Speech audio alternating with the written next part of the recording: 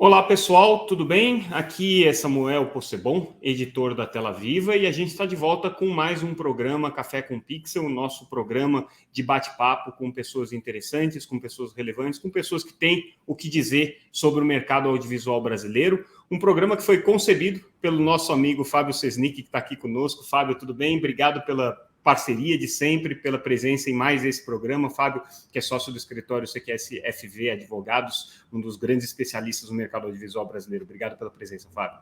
Obrigado, Samuca. Muito legal apresentar esse programa junto com você. Pois é, está crescendo aqui, o nosso programa está ficando cada vez mais relevante. E aí a gente tem a nossa intrépida repórter Mariana Toledo aqui, repórter da Tela Viva, que vai participar com a gente dessa mesa também. Obrigado, Mari, pela presença. Oi, pessoal. Obrigada aí para vocês. E a nossa entrevistada do dia, a Super Mariana Souza. Mariana, ela é presidente da APRO, Associação Brasileira de Produção de Obras Audiovisuais, também gerente executiva da Filme Brasil. Mariana, obrigado pela presença aqui no nosso Café com Pixel. Eu que agradeço o convite, Samuel, Fábio, sempre um prazer estar aqui com você. E hoje nós estamos aqui de dupla sertaneja, né? Mari Toledo e Mari Souza. Delícia estar com você de novo, Mari. Obrigada aí pelo convite. Bom que vocês não combinaram a roupa para ficar igual, porque senão ficaram as duas Marianas com roupa igual e ia parecer festa junina aqui, não ia dar certo, mas foi ótimo. Vamos lá, começando o nosso bate-papo, Mariana, queria que você comentasse um pouco sobre esses 50 anos de APRO. É uma data emblemática, uma associação tão longeva com uma representação tão relevante no mercado audiovisual, não é uma coisa que se vê todo dia, ainda mais no mercado brasileiro, né, que passa por tantas transformações, tá, com tantas mudanças, né, nesses últimos 50 anos, foram tantas políticas públicas diferentes, prioridades diferentes, a própria organização do mercado mudou muito. Fala um pouco sobre esses 50 anos, o que representa isso e qual que tem sido o foco hoje de atuação da APRO. Legal. Obrigada de novo pela oportunidade, Samuel. A APRO nasceu em 73 e tem sido muito bacana esse ano para a gente, porque em função de todas as comemorações aí que a gente está desenvolvendo para essa data, a gente foi atrás para entender um pouco da história, né, da evolução do mercado ao longo dos últimos anos. A APRO ela tem um DNA muito voltado, né, nasceu com um DNA muito voltado para a produção publicitária. Então, em 73, a década de 70, ela foi marcada por essa transição dos spots, né, para a rádio, dos jingles para a TV. Então, a gente tem ali o início desse mercado um pouco nos moldes que a gente conhece hoje. E é muito legal ver, né, nasceu em 73, 50 anos depois, uma associação que conseguiu, né, se renovar e se reconectar com esse mercado, acompanhar, que é uma dificuldade, né? Que a gente sabe que é um mercado muito efêmero, muda muito rápido e, enfim, a gente precisa estar antenado nas inovações, tecnologias e tudo mais. Hoje a APRO atua em 3 grandes frentes, né? A gente tem uma frente muito voltada para a parte de capacitação e qualificação técnica das nossas produtoras. A gente acredita muito que essa parte de formação é base, né, para garantir a competitividade das nossas empresas. Então, a gente investe muito nisso. A gente tem um outro braço voltado para a parte internacional, e aí eu destaco uma parceria que a gente tem com a Apex Brasil, que é a Agência Brasileira de Promoção de Exportações e Investimento. A gente tem o projeto Filme Brasil com eles desde 2005. Esse projeto tem como objetivo promover o Brasil como polo de produção no mercado internacional, não só as nossas produtoras, mas todo o potencial criativo que esse país tem para oferecer para o mercado internacional, né? Talentos, diversidade de casting, locações, enfim. Então, é um projeto que a gente tem muito carinho, participamos aí de vários eventos internacionais para promover esse intercâmbio. E, por fim, não menos importante, a gente tem um outro braço voltado para a defesa dos interesses dos nossos associados e do mercado, né, como um todo. E aí tem todo esse trabalho de advocacy em Brasília, junto com os poderes legislativo e executivo, enfim, todo esse trabalho que a gente tem junto com os players do mercado, né, que hoje são inúmeros, apesar da APRO ter esse DNA, quer dizer, com esse DNA de publicidade, hoje a gente atua também com o mercado de entretenimento, é impossível não falar disso, né, sobretudo porque o conteúdo, ele está ele está se cruzando, né? As marcas estão investindo em conteúdo, então essa linha está muito tênue, né? Entre o que é publicidade por si só e o que é conteúdo. Eu acho que esse universo está cada vez mais integrado e próximo. É interessante isso. Você falou, né, do rádio para a televisão e da produção de publicidade para a televisão para a produção de conteúdo, né? Eu queria que você falasse um pouco mais assim desse novo momento do associado e quais são exatamente as bandeiras, né, que a APRO está hoje, ou que são as questões mais latentes dos associados, tanto em termos de política pública quanto desafios de mercado, efetivamente, né? Quais são as demandas para vocês da associação nesse momento? Legal. A publicidade, né? Enfim, o conteúdo, por muitos anos, a janela principal, a mídia principal era a TV. Então, a gente tinha todo um modelo de negócio muito pensado para a TV, né? E o que a gente viu aí, sobretudo com o advento da pandemia, esses 2 últimos anos, né? O que acelerou a internet, né? E aí eu coloco os streaming juntos, enfim, fomentou muito mais o conteúdo nessas plataformas do que puramente a TV como a gente conhecia um dia, né? Então, a maneira que o consumidor consome esse conteúdo hoje é completamente diferente do que era no formato de TV ali linear, né? Então, a gente tem esse entendimento que o conteúdo, não só o publicitário, mas o conteúdo por si só, ele tem que se adaptar aí nesse novo momento que a gente está vivendo. Obviamente, né, Fábio, eu acho que eu sempre faço uma ressalva toda vez que a gente fala em relação a essa migração de conteúdo da TV para o digital, que o Brasil é um país continental e a gente sabe que a realidade do Rio e São Paulo, ela hoje não reflete a realidade do nosso país. A gente tem aí uma questão séria de acesso à internet ainda, né? Então, a hora que a gente conseguir trazer esse acesso, né, facilitar esse acesso para todo o território nacional, aí sim, de fato, eu acho que a gente vai ver uma mudança mais robusta em relação a isso. Mas, obviamente, eu acho que é uma tendência que não tem muita volta. Mari, você estava comentando que ali no começo a APRO surgiu mais ligada ao mercado da produção publicitária e como esse mercado, de certa forma, tem se aproximado cada vez mais da produção de conteúdo de entretenimento, né? Com a evolução dos formatos, os projetos de branded content, também o surgimento das novas plataformas, né? Ou seja, as marcas hoje buscam não produzir apenas aquele comercial tradicional para televisão. Então, como que você vê essa transformação e essa aproximação, talvez essa mescla cada vez maior entre a publicidade e o entretenimento? Olha, eu acho que esse ano a gente tem 2 grandes cases, né? A gente tem Barbie aí, Mattel, que investiu, enfim, fortemente na concepção desse longa que a gente viu, o estouro que foi em todos os sentidos, estouro de bilheteria e estouro de venda de produto. Então, a gente viu ali uma combinação super ganha-ganha para os 2 lados. Então, foi muito feliz essa parceria. E tem o Air, que é o filme que está no... Pode falar o nome do streaming? Que está na Amazon, que fala sobre, que conta um pouco a história da Nike, né? Como surgiu o primeiro tênis e tudo mais, que também é uma história super vencedora ali, uma ficção, mas que conta, né, toda a trajetória dessa marca até onde ela está hoje. Então, 2 cases muito felizes e que eu acredito que é um campo de possibilidades aí para as marcas ainda subaproveitado aqui no Brasil, né? Eu acho que ainda tem aí um mar aí de oportunidades que pode ser explorado.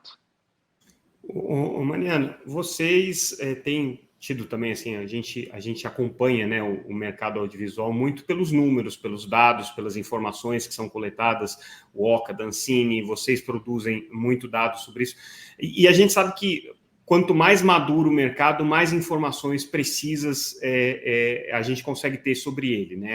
É um dos indicadores aí de evolução do mercado brasileiro. Vocês têm trabalhado muito nessa frente. O que você ainda sente falta hoje de conhecimento do mercado, de entender o que é o mercado audiovisual brasileiro? Como é que vocês têm atuado nessa frente? Olha, eu sinto muita falta ainda de dados no que tange essa parte do digital. Eu acho que nos veículos tradicionais a gente consegue ter uma profundidade e uma clareza de dados muito mais precisa do que o digital. O digital, como, enfim, tem toda essa questão de segurança de dados e tudo mais, enfim, as plataformas, né, elas abrem muito pouco para a gente esse conhecimento. Elas abrem para quem paga, então talvez o cliente tenha um pouco mais de conhecimento dessa base do que a gente que tenta aqui fazer política pública, mas ajudar, né, na construção dessas políticas públicas. Mas eu acho que falta um pouco dados em relação a isso. Tenho lá minhas dúvidas se elas não abrem por questão de segurança de dados. Acho que isso é muito mais uma questão de estratégia de mercado mesmo, de conseguir preservar né, os seus segredos ali industriais do que qualquer coisa nesse tipo. Mas assim, você tem toda a razão, né? Hoje onde a gente tem mais dificuldade de conseguir informação é mesmo no ambiente digital. Fábio? Ô, Mari, você comentou aí no início que vocês retomaram, né, o Film Brasil. Eu sou um fã, na verdade, desses programas da Apex, porque eu acho que são fundamentais, né, para inserir o Brasil fora, para conectar nos mercados. E eu queria que você falasse um pouco mais, né, o que é o projeto do Film Brasil, para todo mundo aqui, e o que motivou essa retomada. Olha, o projeto Filme Brasil, a gente tem muito carinho por ele, porque a gente atua desde 2005, como eu falei aqui há pouco. Ele nasceu basicamente para atender uma demanda das produtoras de ter uma presença em Cannes, que é o nosso principal festival, um pouco mais organizada, a exemplo do que outros países já faziam, a Argentina já fazia, enfim, México. E aí a gente teve esse primeiro apoio da Apex. Só que a Apex, ela tem um lado que eu acho tão positivo, que ela nos pressiona e nos mobiliza a pensar um pouco fora da caixa, né? Então, a partir desse desconforto ali provocado muito pela Apex, gente, não dá para vocês terem um programa que se resume a uma ação, né? A gente foi ali combinando uma série de outras iniciativas para fortalecer a ação de Cannes, inclusive, né?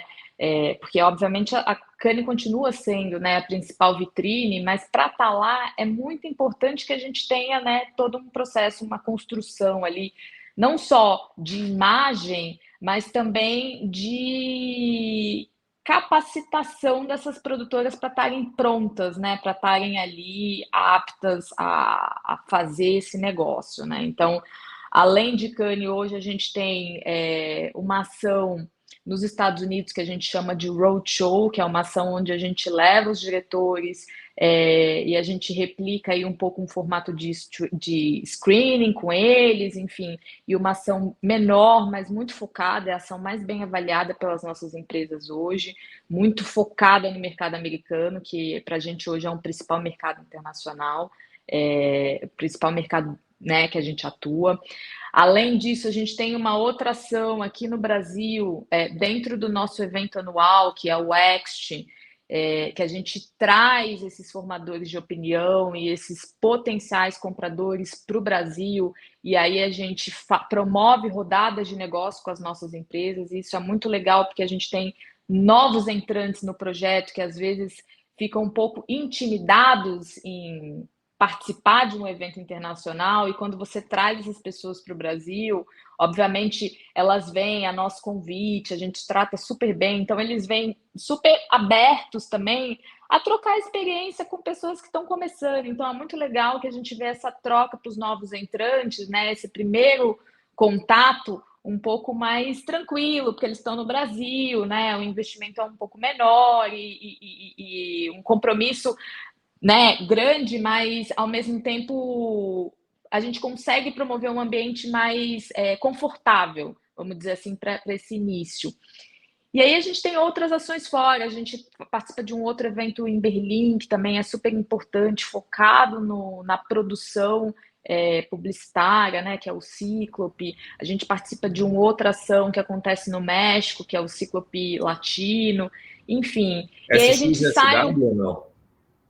A XSW a gente participou há alguns anos, hoje em dia não mais, porque a gente tem uma dificuldade ali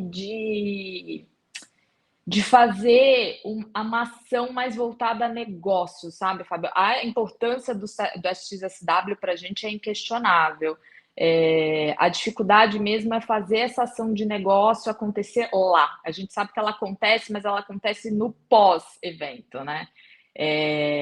Você abre ali uma série de contatos e pós o evento ali que você, de fato, realiza esses negócios, né? Então, a gente tem uma certa dificuldade para operar ali nesse sentido, mas a gente apoiou já por vários anos.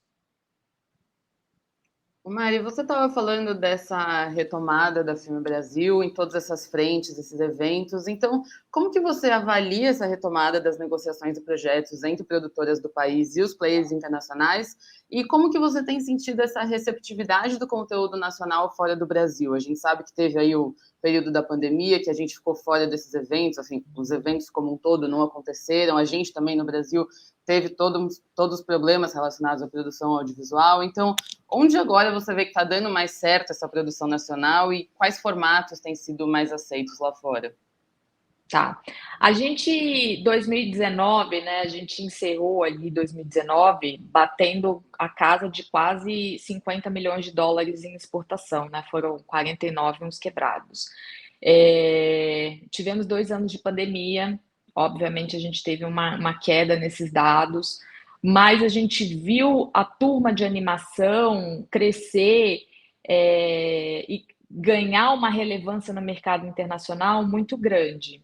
E agora, nesse momento onde o câmbio está super favorável para eles, então a gente viu um boom dos nossos estúdios de animação que para a gente foi super positivo. Nesse contexto agora de retomada, a gente está, obviamente, voltando os esforços, né? Também, isso desde o ano passado, para as produções de live action. Obviamente, elas estão voltando, mas ainda não está na mesma proporção do que a gente já teve um dia, mas a gente está super esperançoso que esse ano vai ser um bom ano para as nossas exportações. A gente fechou agora o primeiro semestre com 35 milhões, então, de negócios já gerados, né, pelas nossas empresas. Então, a gente espera aí até o final do ano superar a meta de 2019. Oxalá, vamos torcer para dar certo. Mas, obviamente, é um trabalho de formiguinha, sabe, Mário? Eu acho que o mercado europeu, a gente conseguiu voltar com uma força maior do que o mercado americano. Eu sinto que o mercado americano a gente perdeu um pouco de espaço, principalmente para os mexicanos.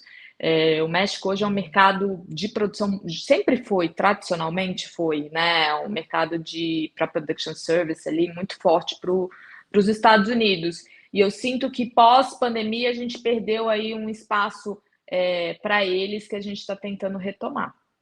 Eu acho que você pontuou muito bem, né, o efeito que a pandemia teve em todo o mercado audiovisual. O mercado audiovisual brasileiro não foi exceção, né, passou por um período de uma transição muito complexa, e é mais complexo ainda porque, ao mesmo tempo, a gente teve uma série de variações no ambiente político, nas diretrizes para o setor audiovisual, o mercado que vinha já maduro e crescendo com uma determinada visão e uma determinada lógica de distribuição de recursos, de fomento, né, de incentivo à produção audiovisual, passou a viver uma outra realidade.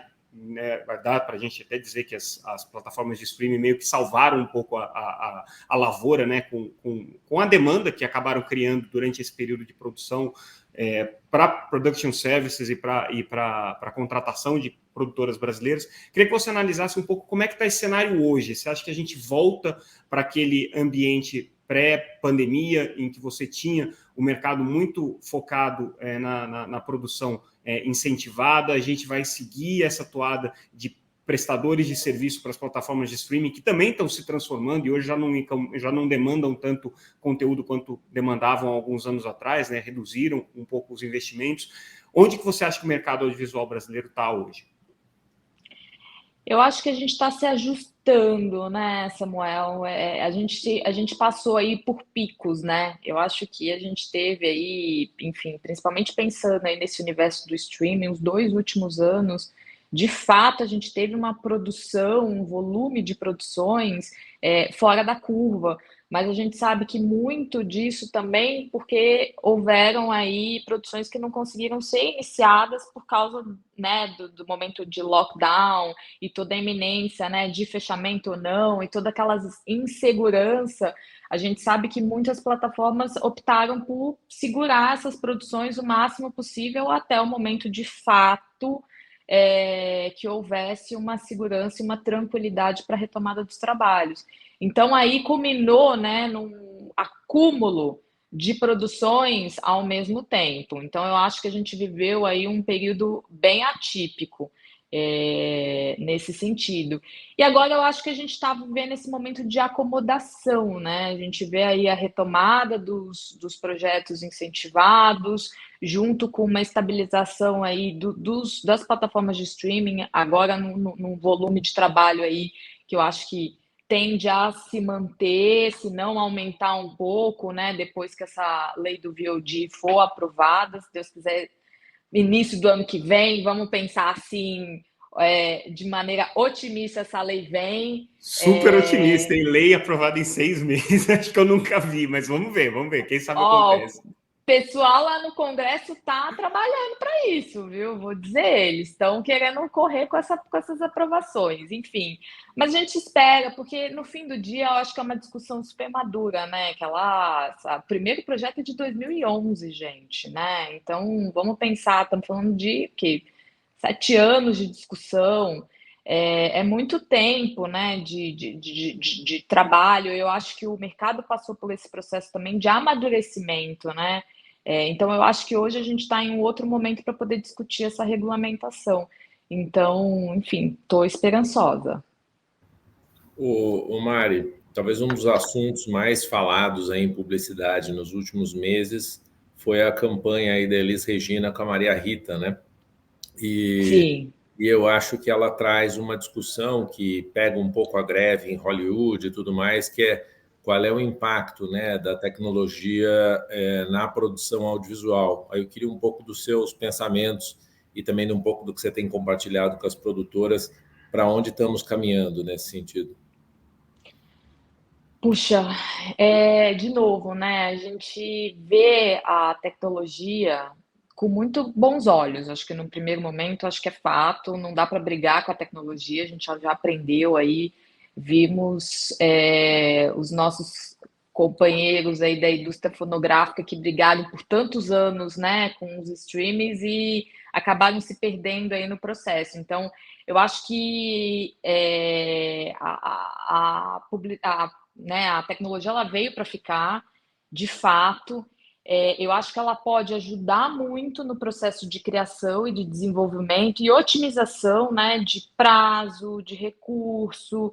Enfim, a gente já vê algumas produtoras utilizando desses artifícios de inteligência artificial para viabilizar produções. Então, sobretudo as produtoras de animação, todas elas já estão usando inteligência artificial em alguma fase do processo, porque agiliza, né, o trabalho deles, que é um trabalho muito artesanal, então eles conseguem ganhar essa agilidade quando você tem uma plataforma como essa trabalhando junto com os criativos, enfim. Mas, ao mesmo tempo, ela demanda um cuidado, né? Porque é uma tecnologia que a gente não tem um precedente. Então, eu acho que aí o papel, né, de uma regulamentação bem feita e bem pensada, ela vai ser muito, muito necessária. Vídeo exemplo que você citou aí do mercado norte-americano, né? Que é um mercado que hoje não tem uma regulamentação muito clara nesse sentido, inclusive em relação às plataformas de streaming, que parte das reivindicações ali da classe passa muito pela precarização do trabalho, né? Das equipes técnicas. Então, eu acho que a gente está num lugar ali muito delicado. Eu sou super pró liberdade comercial, eu acho que é importante, necessário. Eu acho que o governo, né, os estados não podem pesar a mão na legislação para inviabilizar o negócio, mas eu acho importante ter diretrizes e bases mínimas para que a gente consiga ter também essa responsabilidade social, que eu acho que a gente vai ter que falar sobre isso em algum momento. Então, eu acho que pode haver uma bela combinação das duas coisas. Mari, um trabalho muito legal que a Apple tem feito é no sentido de igualdade de gênero no setor e também para tornar o mercado mais diverso. Vocês têm também muitas frentes relacionadas a políticas anti-assédio. Então, eu queria saber quais são as principais atividades de vocês nesse sentido e também falando sobre os novos talentos, que eu sei que vocês trabalham bastante para trazer os jovens periféricos para o mercado. Enfim, o que vocês têm feito nesse caminho da inclusão? Já essa pauta da diversidade e inclusão para a gente é super importante. Eu tenho o maior orgulho disso aqui dentro da APRA. A gente foi pioneira e posso dizer isso com todas as falas possíveis, porque lá atrás, 2005, 2006, sei lá, a APRO já apoiava o CRIAR quando ainda não se falava de inclusão e de jovens periféricos e de nada disso. A gente já apoiava porque a gente acreditava que, como associação, a gente precisava prestar algum serviço à nossa sociedade, né? Devolver um pouco para o mercado todos os benefícios que a gente conseguia aproveitar. Então, a gente sempre teve isso no nosso DNA. E hoje não é diferente. Em 2021, a gente assinou um acordo de cooperação técnica com a ONU Mulheres, dentro do programa Alianças Sem Estereótipos, que visa aí estabelecer KPIs para as grandes marcas que hoje estão ali debaixo do guarda-chuva da ONU, metas de inclusão desses talentos dentro de toda a cadeia produtiva, porque o que a gente sentia, né, falta é que no discurso, esses clientes sempre vêm com um discurso de somos inclusivos, nossas equipes são todas diversas, veja os nossos comerciais, tem hoje toda uma diversidade, né, e tal, e quando a gente olhava para dentro das equipes, era majoritariamente homens brancos héteros.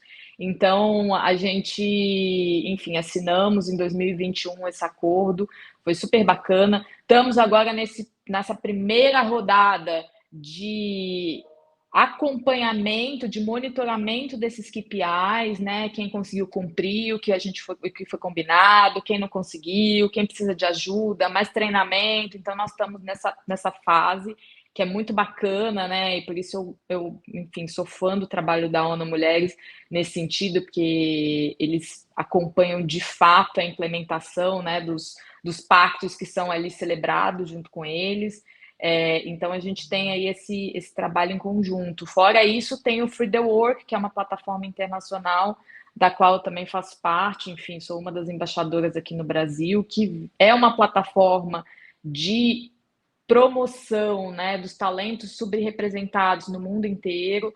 Ela foi criada nos Estados Unidos por uma diretora israelense chamada Alma Horel, e hoje, enfim, essa plataforma tem membros no mundo inteiro. É muito legal e a gente, enfim, a Amazon é uma das mantenedoras desse projeto, junto com a P&G, enfim, então é uma plataforma super forte e relevante. Fora isso, a gente tem, enfim, mencionamos no início dessa conversa, o CRIAR, que é um parceiro de longa data da APRO. A gente hoje desenvolveu com eles um curso que eu brinco que é quase uma pós-graduação do curso deles, mas voltado para essa inserção no mercado publicitário, porque a gente sabe que a dinâmica da propaganda é um pouco diferente da dinâmica do conteúdo. Então, o tamanho dos projetos, o timing dos projetos, enfim, então a gente criou esse curso, né, essa pós-graduação para os ex-alunos do CRIAR que têm interesse em ingressar no mercado publicitário. Então, a gente faz aí uma imersão desse mercado e de como funciona. Mariana, a gente, você sabe que a Tela Viva gosta muito de assuntos relacionados a questões regulatórias, políticas públicas. Eu particularmente, não deixo de discutir esse tema em nenhum evento nosso, e você mencionou agora, né, a expectativa que vocês estão com relação à regulamentação do streaming, do ambiente de VOD, né, uma legislação que está sendo discutida agora. Qual que é a pauta da APRO nessa discussão? O que vocês gostariam de ver materializado numa nova legislação para esse ambiente? E se é necessário, né, uma nova legislação para esse ambiente? Então, a APRO hoje faz parte da FIBRAVE, né, que é a Frente da Indústria Brasileira do Audiovisual Independente. Hoje são 12 entidades signatárias, né, fundadoras dessa frente. A gente se organizou, estabelecemos aí pontos que a gente defende em conjunto, e aí eu vou tomar liberdade para ler aqui a minha colinha, para não perder nenhum ponto. Eu acho que o primeiro ponto que a gente defende dentro da FIBRAVE é propriedade patrimonial. É fundamental assegurar os direitos, né, as obras realizadas, né, com recursos previstos de lei. Aí a gente fala daqueles recursos que provavelmente virão de Condecine, enfim. A gente tem um segundo ponto, que é um investimento direto. A gente acredita aí que a agilidade, a liberdade de escolha dos projetos sem perda patrimonial dos direitos para o Brasil. Então, a gente também vem defendendo aí esse ponto. A gente tem um outro ponto que trata sobre, obviamente, a Condecine, que é um instrumento essencial para o desenvolvimento de políticas públicas, para os diversos elos da cadeia econômica do audiovisual. Então, eu acho que aí é o lugar onde a gente vai conseguir viabilizar todas as políticas afirmativas ali que a gente acredita. A gente tem outra questão em relação aos investimentos regionais, né, que as políticas públicas já desenvolvidas pelo Fundo Setorial do Audiovisual devem sim ser estimuladas. Então, aí descentralizar aí do Rio e São Paulo, enfim. A questão de proeminência, que para a gente é importante garantir a visibilidade e a diversidade dos conteúdos. E, por fim, a gente traz aí o ponto da publicidade, que hoje a gente tem a necessidade de registro da publicidade nos outros meios de comunicação. Para a gente não faz sentido nenhum a gente ter um novo meio de comunicação que não tenha o mesmo tratamento. Então, pensando aí na isonomia dos mercados já existentes. Acho que são esses os pontos. Eu acho que tem 2 pontos aí, né, que você coloca. Essa questão dos registros de publicidade, que, de alguma maneira, é mais complexo num ambiente digital em que você tem publicidade programática sendo vendida no mundo inteiro, você tem as plataformas trazendo publicidade aqui para o Brasil. Acho que talvez esse aí seja um ponto desafiador, né, dessa proposta de vocês. E o outro é a questão patrimonial, não porque seja impossível você estabelecer mecanismos, né, que garantam a propriedade para os produtores quando você está fazendo uso de recursos incentivados, mas porque talvez as plataformas de streaming tenham muita resistência a isso, né? Pelo menos essa é a minha leitura. Onde é que você acha que a coisa vai ser mais complexa na negociação de vocês para conseguir construir esse ambiente normativo que vocês estão buscando? Então, obviamente, a gente sabe que esse é um início, né, de um debate. Eu acho que as cartas estão na mesa. Eu acho que vai ter um momento que a gente vai ter que recuar em algum lugar, enfim, para poder fazer essa construção.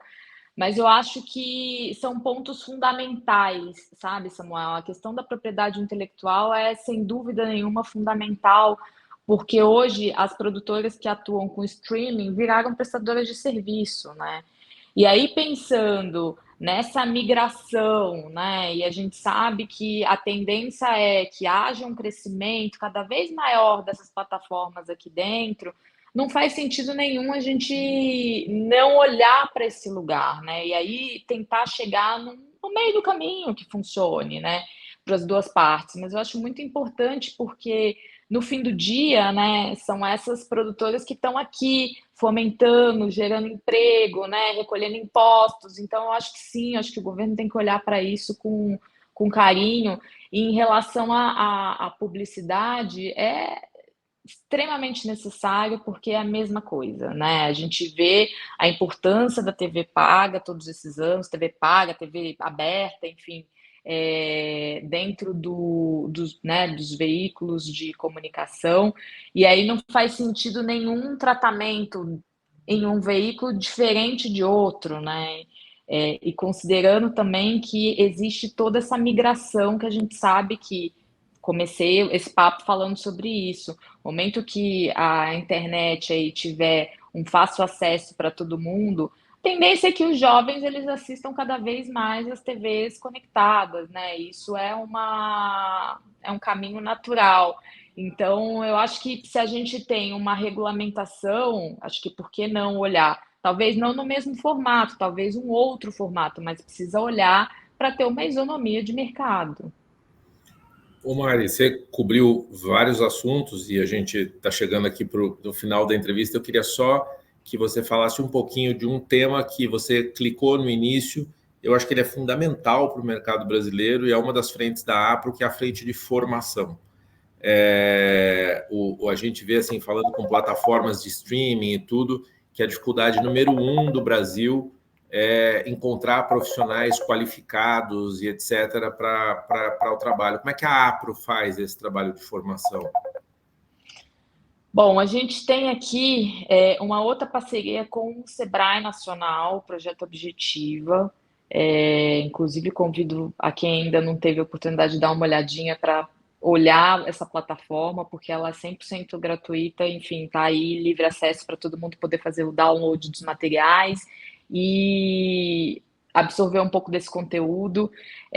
Esse projeto ele já existia antes da pandemia, mas com a pandemia a gente foi provocado a transformá-lo todo em EAD.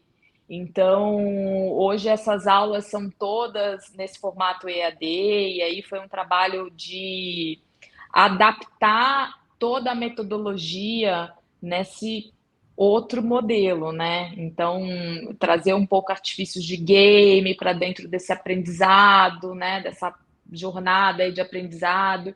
Então, é um curso aí super interessante. E amplia muito também, né? Exato. Sendo digital, você amplia. Exato. Então, a gente tem aí alguns módulos. A gente tem um módulo de gestão, tem um módulo de legislação, tem um módulo de distribuição, enfim, pensando aí principalmente no mercado internacional. Então, é muito bacana, porque tem aí um pouquinho de cada assunto com profissionais do mercado, né? Que esse é o mais bacana que a gente tentou ir atrás, profissionais que estão aí na linha de frente para trazer não só a teoria, né, mas a implementação na prática de todos os conceitos teóricos. Então, a gente, enfim, foi um trabalho bem grande aqui, mas que a gente tem o maior orgulho dele. Mariana, eu sei mas que você... na formação do produtor, né? E não do técnico, na verdade. Do produtor. Do produtor, sim.